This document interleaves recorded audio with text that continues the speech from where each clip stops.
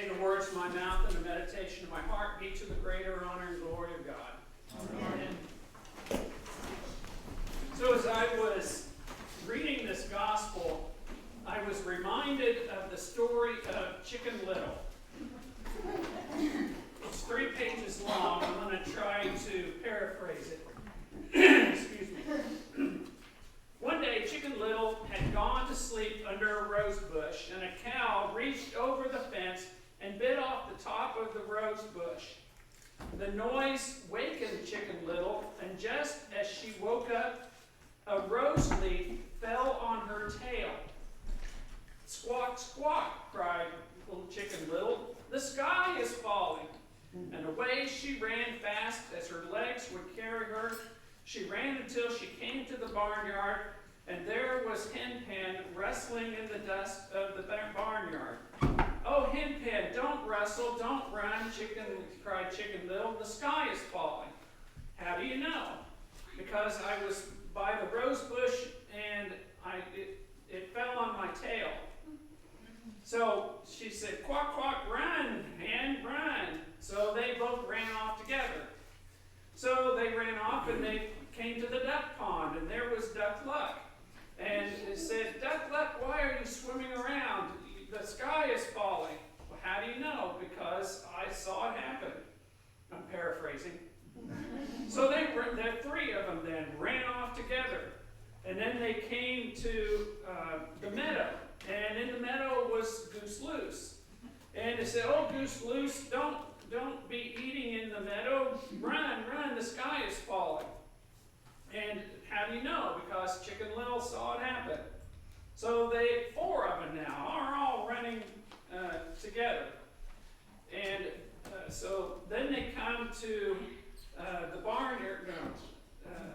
Away they ran, Goose Loose at the head of them.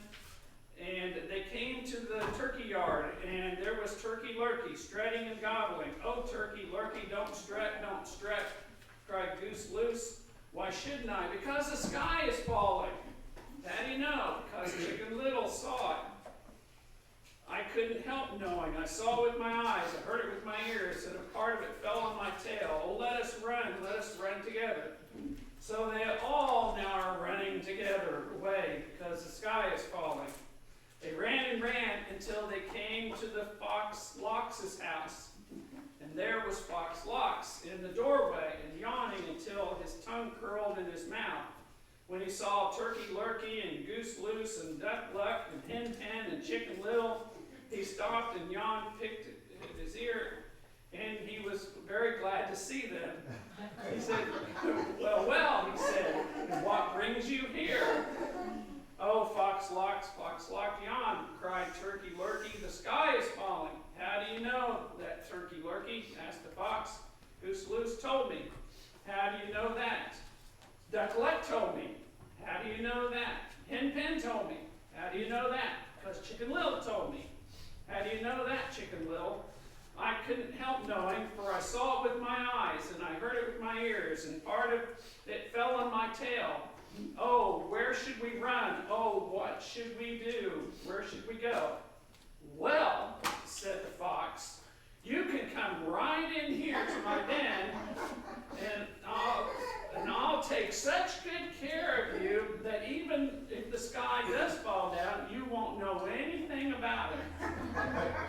So in ran Turkey Lurkey and Fox Lox, and he put them in one big room and shut the door.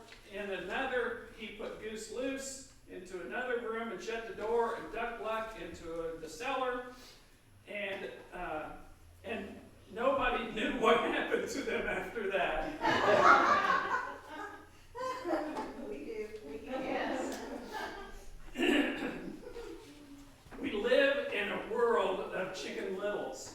We live in a world that the followers of Chicken Little, who claim they're just screaming out loud, "The sky is falling, the sky is falling." Now, in our gospel today, let's put it in some context, that Jesus had already made his triumphal entry, and before he had his Last Supper, he was in the temple each day, and he was teaching the disciples, and he was being tested and arguing with the Pharisees and the Sadducees and other officials. So then there are 3 sections in chapter 21, beginning with today's, when there's this question about the end times. When is the end time going to come? And I don't think they had a clue what the end time actually was. And I'd say some people today don't have a clue what the end times would be like.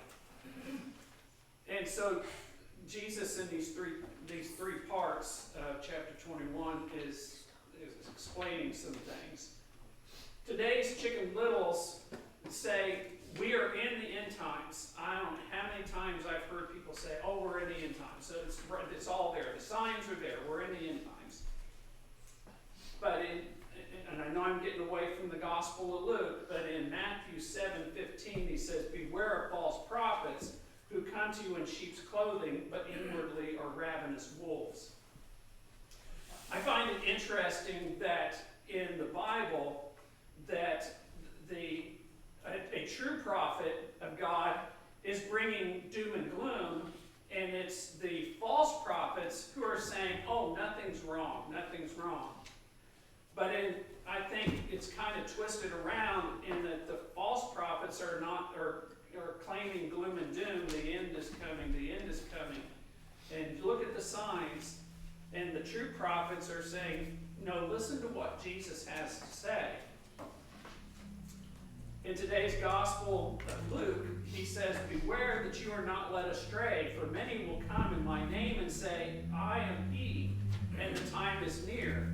He said, don't go after them. Don't be like all the other barnyard chickens and animals and go running after Chicken Little. In all of the 3 synoptic Gospels of Matthew, Mark, and Luke, Jesus says about the end times that only the Father knows the exact hour and the day when the end will come. And he says, not even I know. Jesus says, not even I know when the time is going to come. Only the Father knows.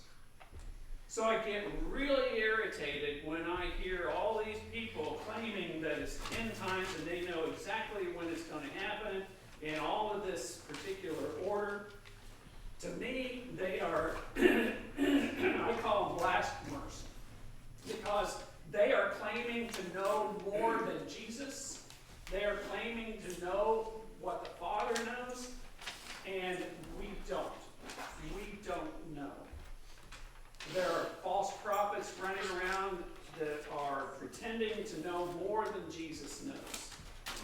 But what Jesus does say to us is, be prepared. Because we don't know. Not to run around squawking like Chicken Little.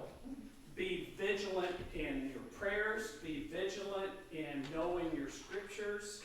And bearing good fruit for the kingdom. Each and every day waking up and saying, how can I follow Christ today? How can I make this a better world for Christ today?